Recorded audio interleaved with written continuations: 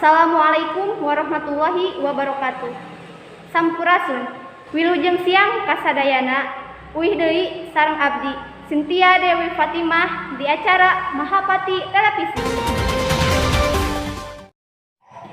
Desa Bojong Lopang ngagelar pertandingan bola voli Kakatua Cup anu kahiji sakacamatan Jampang Tengah.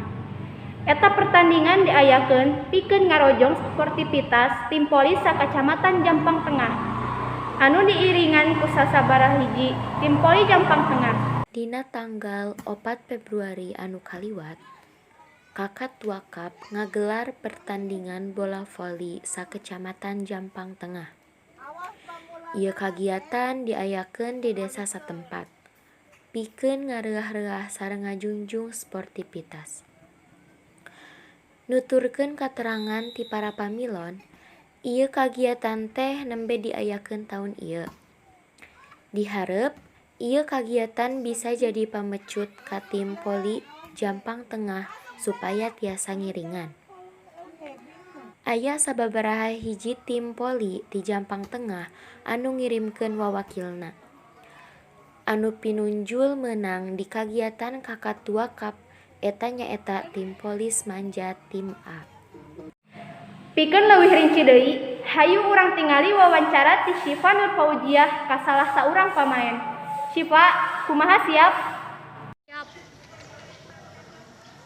Hatur nuhun ka saderek Cynthia anu tos masihan waktosna.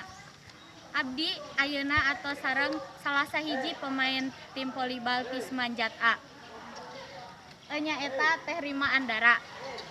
Teh Rima, abdi ayeuna bade naros. Kaping sabaraha pertandingan Kakatua Cup anu kahiji dilaksanakeun? Dina kaping 4 nika kaping 6 Februari 2022. Teras di mana pertandingan eta teh dilaksanakeunna?